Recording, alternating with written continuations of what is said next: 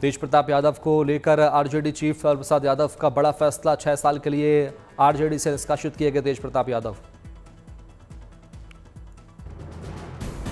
लालू यादव ने अपने बड़े बेटे तेज प्रताप पर छोड़ा निजी जीवन का फैसला। पार्टी और परिवार में तेज प्रताप की भूमिका की खत्म। तेज प्रताप के गैर जिम्मेदाराना व्यवहार के खिलाफ लालू प्रसाद यादव का पोस्ट। हमेशा नैतिक मूल्यों का पक्षधर रहा हूं, लेकिन लोक स्वविवेक से तेज प्रताप से रखे संबंध। तेज प्रताप के निष्कासन के बाद आरजेडी नेता तेजस्वी यादव की प्रतिक्रिया। कहा, हमें ये सब अच्छा नहीं लगता, ना हम इसे बर्दाश्त करेंगे। बड़े भाई को अपने निर्णय लेने का अधिकार। कल तेज प्रताप ने अपने रिलेशन का किया था ऐलान। गर्लफ्रेंड के साथ तस्वीर की थी शेयर। तस्वीर डिलीट कर सोशल मीडिया अकाउंट हैक होने की दी थी सफाई। वाइस मिसेज यूनिवर्स 2023 कल्पना शुक्ला ने रचा इतिहास। 3 ग्लैमरस लुक्स में 78वें कांस फिल्म फेस्टिवल में किया डेब्यू। रांची के जेल में म्यूजियम में लोकसभा स्पीकर ओम बिरला ने बिरसा मुंडा को श्रद्धांजलि। लोगों ने पारंपरिक ढंग से किया ओम बिरला का स्वागत। प्रदूषण मुक्त उत्तर प्रदेश की ओर राज्य सरकार का बड़ा कदम। यूपी के 16 शहर में लगाए जाएंगे 320 ईवी चार्जिंग स्टेशन। अयोध्या में सबसे अधिक 28 और लखनऊ में 27 स्टेशन बनाए जाएंगे। कटिहार के श्री खाटू श्याम मंदिर की ऑपरेशन सिंदूर की थीम पर हुई सजावट। भगवान खाटू श्याम पर दिखा राष्ट्रीय ध्वज। केदारनाथ यात्रा पथ पर मिल रही सुविधाओं से प्रसन्न दिखे श्रद्धालु। लोगों ने की प्रबंधन की तारीफ। साउथ कोरिया के सियोल में जेडीयू के सांसद ने भारतीय समुदाय के लोगों से की बातचीत। लोगों को दी ऑपरेशन सिंदूर की जानकारी। डेलीगेशन के नेता शशि थरूर ने की आतंक के खिलाफ बुलंद आवाज। कहा, भारत पर हमला करने वाली दुष्ट शक्तियों के खिलाफ चुप नहीं बैठेंगे। न्यूयॉर्क में 9/11 मेमोरियल से आतंकवाद पर बोले कांग्रेस नेता शशि थरूर। कहा, जो अमेरिका ने झेला हम भी उसे झेल रहे हैं।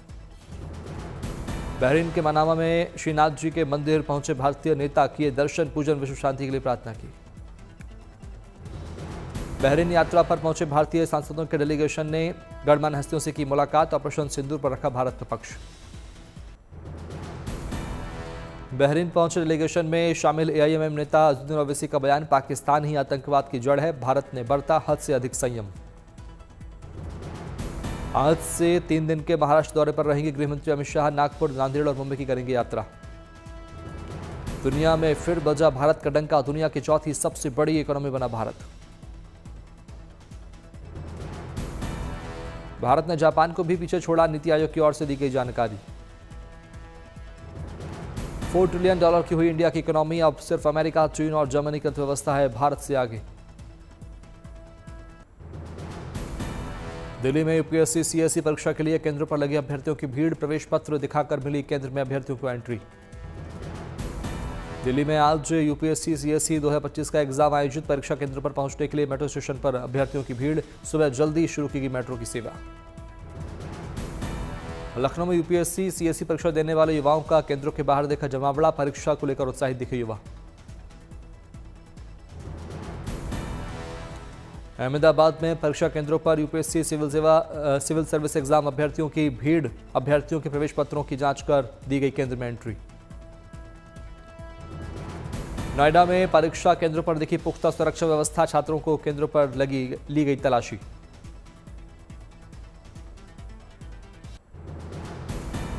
रांची परीक्षा देने आए अभ्यर्थियों के चेहरों पर दिखी मुस्कान। परीक्षा देने के लिए दिखे उत्साहित। केंद्र पर सुरक्षा बल के जवान तैनात।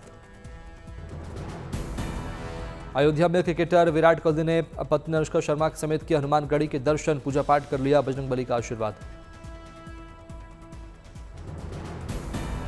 विराट अनुष्का को देखने के लिए उत्सुक दिखे फैंस। विराट कोहली को महंतों ने भेंट की हनुमान जी की प्रतिमा। संबलपुर में धर्मेंद्र प्रधान ने की चिड़ियाघर की सैर। केंद्रीय मंत्री ने देखे कई वन्य जीव। दिल्ली में Sunday on cycle with journalist कार्यक्रम में शामिल हुए केंद्रीय मंत्री मनसुख मांडविया। केंद्रीय मंत्री ने साइकिल चलाकर दिया फिटनेस का संदेश। हरिद्वार के परमार्थ घाट पर वर्ल्ड रिकॉर्ड कार्यक्रम में 14,000 कलाकारों ने शानदार प्रस्तुति दी। बच्चों ने जमकर तबला बजाया। साथ ही बच्चियों ने पारंपरिक परिधान में नृत्य किया। बलरामपुर में सीएम विष्णुदेव साय ने ग्रामीण इलाकों में विकास कार्यों का किया निरीक्षण। सीएम के स्वागत में लोगों ने किया पारंपरिक नृत्य। आनंद में सहकारी दूध डेयरी बोर्ड के 2 दिवसीय राष्ट्रीय सम्मेलन में 22 राज्यों से आए किसान हुए शामिल। सभी को डेयरी व्यापार को बढ़ाने जैसी चीजों के बारे में दी गई जानकारी। श्रीनगर में शकीला बेगम महिलाओं के लिए बनी प्रेरणा के स्रोत। शकीला ने मत्स्य विभाग की मदद से शुरू किया मछलियों का वेंडिंग सेंटर। ठाणे में करीना आडे बनी पहली ट्रांसजेंडर रिक्शा चालक। चला रही पिंक ई रिक्शा। लोग करीना के प्रति जता रहे स्नेह। राजकुमार राव और वामिका गप्पी स्टारर फिल्म भूल चूक माफ ने दूसरे दिन की 9 करोड़ की कमाई। फिल्म का 2 दिनों का कलेक्शन हुआ 16 करोड़ 2 लाख रुपए। सलमान खान की फिल्म सिकंदर 25 मई से OTT प्लेटफॉर्म नेटफ्लिक्स पर होगी स्ट्रीम। फिल्म में सलमान खान के साथ दिखी रश्मिका मंदाना और काजल अग्रवाल। डायरेक्टर संदीप रेड्डी वांगा की फिल्म स्पिरिट में प्रभास के साथ दिखेंगी तृप्ति डिमरी। फिल्म के मेकर्स ने की आधिकारिक घोषणा। कपिल शर्मा के फैंस के लिए अच्छी खबर। The great Indian Kapil show season 3 Netflix पर 21 जून से होगा स्ट्रीम। अनुराग बासु की मल्टी स्टार फिल्म मेट्रो इन दिनों का पहला गाना जमाना लकी का टीजर हुआ रिलीज। फिल्म 4 जुलाई को थिएटर्स में होगी रिलीज। शनिवार को रूस और यूक्रेन ने एक दूसरे के 307 युद्धबंदी को किया रिहा। शुक्रवार को भी दोनों देशों ने छोड़े थे एक दूसरे के 390 युद्धबंदी। यूक्रेन राष्ट्रपति जेलेंस्की ने युद्धबंदियों की रिहाई पर जताई खुशी। रूस में कैद हर यूक्रेनी की स्वदेश वापसी को बताया लक्ष्य। शनिवार रात भी गाजा पर इजरायली हमले रहे जारी। पूरे गाजा में इजरायल ने 100 से अधिक ठिकानों पर किए हमले। इजरायली हमले से गाजा में एक डॉक्टर के घर कोहराम डॉक्टर के 10 में से 9 बच्चों की गई जान। गंभीर हालत में पति और एक बच्चे का अस्पताल में चल रहा है इलाज।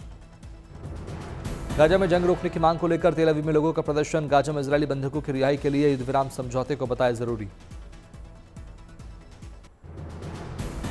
दक्षिणी फ्रांस में बिजली गुल होने के मामले में पुलिस ने जताई आगजनी की आशंका। मामले में अब तक किसी की गिरफ्तारी नहीं। सोमवार से शुरू हो रहे आसियान शिखर सम्मेलन से पहले सदस्य देशों के विदेश मंत्रियों का जुटान। कुआलालंपुर में मलेशिया के विदेश मंत्री ने किया संबोधित। पाकिस्तान में धूल भरी आंधी और बारिश से कम 8 लोगों की जान। पंजाब प्रांत में मकान गिरने से 45 अन्य लोग घायल।